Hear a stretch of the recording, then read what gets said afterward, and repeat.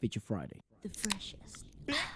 Wow, so How exciting! This is So, cool. after that, the first audition moment from Kokoi, this happened. So, you know, the judges kind of like turned around. They were interested in what could happen next, and this okay. happened. I would do want to say, if you want to know kind of more about the behind the scenes of The Voice, and obviously someone who's won the show and is having a successful career after too, do tune in to Feature Friday Plus, because Jason D, it's coming on, and it was very, very fun to sort of discuss everything regarding The Voice, and it was during this season. That was season 2, Yeah. I think, but it is the same judges, so I don't know if it's season 2 that was. Ooh, what did I do? Let me just double check if that's season 2, 2014. Yeah, it's the same So season. it was this season, and very peculiar being able to sort of speak and see the work prior to it, during it, and after, and speak to someone like Jason about it. But yeah, this is obviously very, very fun. And it was very requested after that first audition video that we saw, so I'm really looking forward Give to it a see what the whole atmosphere was. What did he say? What did he say? He asked him if he could jam with him. Oh, nice. Yes, sir. Oh, look. And pause. And All right. And the thing is, go on. Interesting fact, though, that I read on the comments from the audition is that he goes ahead and chooses to go with Sarah Yeah, yeah. into Sarah's team, which is a surprise because I thought, you know, But now knowing what Jason said to us, now I understand why. all right. Oh, he's so cool, bro. Yeah, yeah. He's such a cool dude. Apple.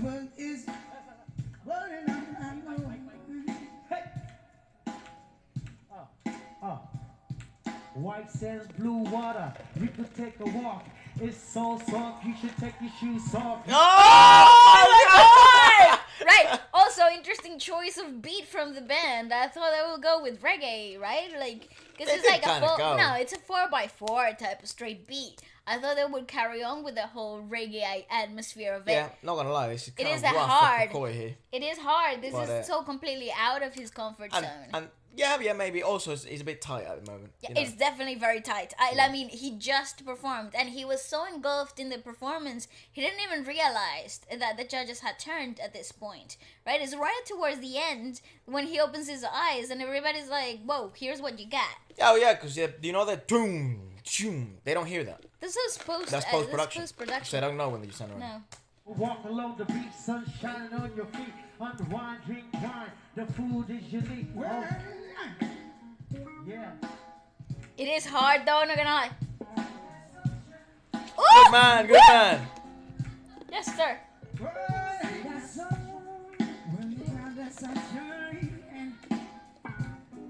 Oh, hey, hey. You go, girl. Everybody. Hey! But here's the thing, right? Okay, so here I think something important to highlight. It's, so jamming sessions, I usually, and I think we have a lot, sometimes we have a lot of musicians watching. Perhaps the best way to explain a jamming session would be an effortlessly, with zero expectations, music session. That's And zero pressure, which Yeah. is not the environment here. so. He is in a very, very difficult position, and I do actually appreciate a lot what the judges are doing here. Also, is not in his key. Whatever is happening is Is- not on his natural comfort This is key. fucking rough, dude. This is all so against him. So I love what Bamboo is doing here. You know, creating some type of like comfort zone, creating a bit of guidance in the middle of so much pressure. Because there is nothing harder than trying to impress No, and I'm- during a jam session. And I'm also sure he is gonna loosen up as the video sort of goes on. But it's awesome to see sort of The natural Sarah guidance, and Bamboo yeah. and Apple to not put so much pressure on this moment, because this is the other thing, right? This is unplanned. It's just Apple being crazy. These are the moments that actually let you know the improvisation skills from the new artist that you're trying to build, though, right? It's also very, very important for an artist to be able to do this. And what happens when the lights are on? You have nothing planned, and it's time to shine. That's so right. That's this right. is a good test. But it's Ruthless. a terrible, it's a terrible one to put Go on. yourself into. I mean, you go, girl.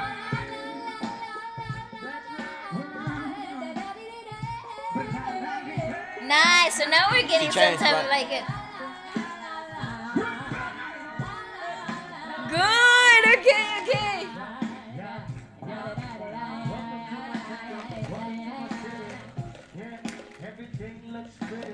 All right. So here. Welcome to my kingdom. Welcome to my city. What do you say? Every girl looks pretty. But here's what happens though. When you're providing a backbone, then suddenly resonates with you in a jam session, especially for singers. That is heaven territory. You're literally walking on clouds because given the atmosphere, given the fact that the key is not on your comfort zone, given the fact that you're literally singing to famous people that everybody knows, right? So there is so much pressure in the environment. And she provided this really cool piece of heaven in the middle of a turmoil, right? So I understand the call and response and that immediate click from Kokoi into the performance aspect of it. He immediately got put into a zone, and that was really interesting because the key that they're using for the jamming, like the chord progression, is not even comfortable for Sarah either. No. So she's making it work for him, not even for her. It's a very interesting video, actually. This is really cool. Go on.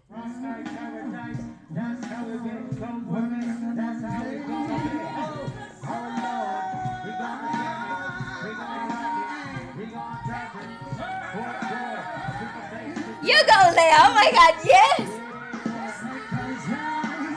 There we go. Oh, there we go. See? The interesting part here to notice is, so a jamming session, obviously it does also have a warming up part, right? Oh, where yeah. the beginning's also very rough, it's uncomfortable, it's a bit awkward I actually. hate jamming sessions. The when beginning, yeah. I love jamming, it's No, fucking I unbelievable. hate jamming when you're not familiar with your environment. Sure. They're the worst though. Like, it's so hard Oh, to get because into A it. jamming session is essentially, what would you call it? Bond building. Yeah, exactly. It's how you make musician friends. Yeah. But one of the most important things to highlight during a session, and this is not spoken, you just do it, is that it doesn't matter what you do. You just have to do something. Yeah, you have to make mistakes, and it doesn't matter what you do. I mean, Sarah's part is not her key. It's not the most perfect vocal sesh we've seen from her, but he created a backbone. Bamboo is trying to find himself, and Leah's trying to find a bass line, so that then Kokoi can build from. And then Sarah provided that sort of form of authority. Give me the mic, let me do something. Bamboo provided that first move of a initiative. Yeah. Apple created sort of the rap bass line, and now Leah, we're seeing, is gonna get involved because he sees that Apple's getting more comfortable freestyling, and Kokoi is starting to do what Kokoi does best, which is reggae vocalizations. Finding melody. I think the hardest thing in a jam session is finding melody for the singer. Not so much for the musicians. The musicians quickly fall into line because there is this natural mechanics that happen between musicians, right? You don't have to even speak the same language. There is some sort of mechanics that kind of like clicks into place really quickly. But for a vocalist, it's actually quite hard because you have to find all the in between, all the words resting in between the notes, right? So you're writing in between the lines, you're trying to find yourself through nothingness. And even though the path has already been made, you kind of have to lay the bricks as you go, right, for the singer. So jamming sessions are actually they're a really tough challenge for the vocalist more than the rest of the musicians. And I find that in this specific atmosphere, like we're seeing it here, they're providing a perfect platform for him to build, because it's not about the band, it's about them. Yeah. And that's usually not the focus on a jam session. This is a really interesting inside look into what a jamming session looks like For vocalists. Yeah, at a high level of vocalists. Yeah, absolutely.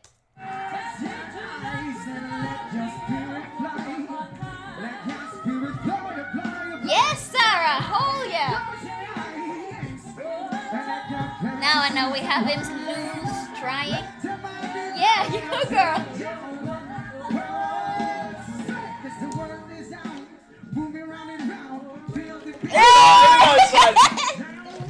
And now looseness starts to happen and magic. This is when it occurs and it creates this type of reactions. It's like, okay. That guy is so cool. Yeah, I freaking love Bamboo, man.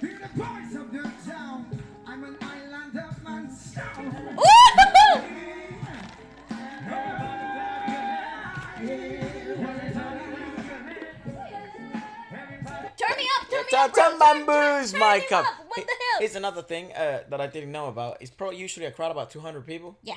And it's very fucking intimate in there. It's not as big as you it think, seems. yeah. So no, it's not as big in the sense of magnitude and as it seems. acoustics. Yeah, it actually is so intimate. It amplifies the tension. Interesting. Yeah. Again, do tune into that podcast. It's very interesting if you like the voice, and it seems a lot of you guys do. So.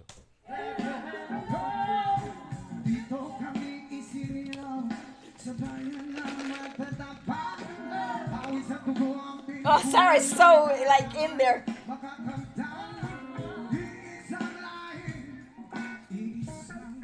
A lot of fighters holding the water as well. It's like, yeah. It's so gang. Yeah,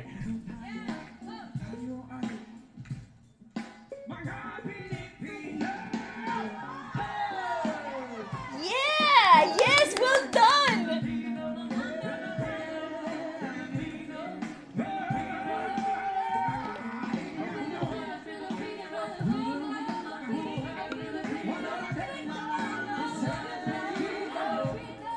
I mean, my God. And it is a special moment. I mean, you're seeing some of the most successful artists of the Philippines.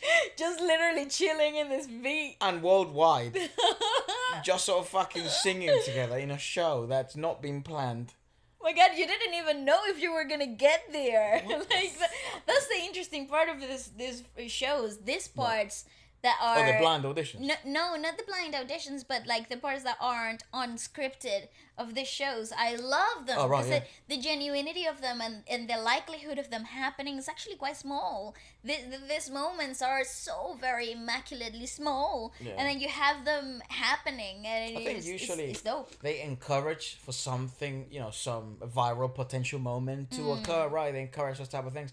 But I mean, this is just Apple being Apple. Yeah, I agree. And then this is Sarah being Sarah and Leia and Bamboo. You know what I mean? So it's truly like a special moment. I understand the buzz around it, but I think it's even a more educational video more than it is a like, what would you call it, a surprising video. I agree. Because it's interesting to see some of the most difficult form of jamming when you have more than one singer.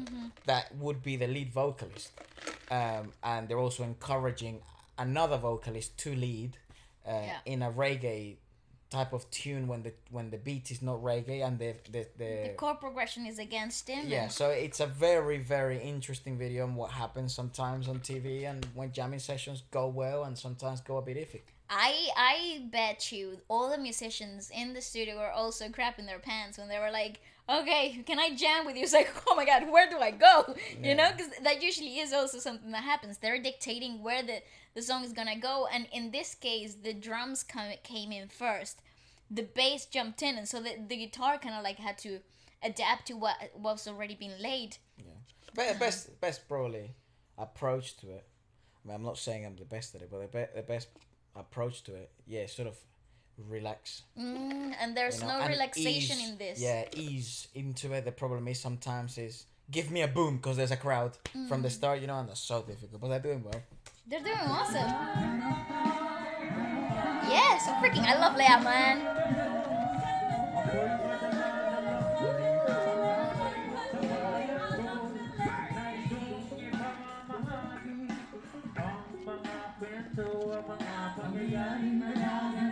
Very nice. Oh my God, cool.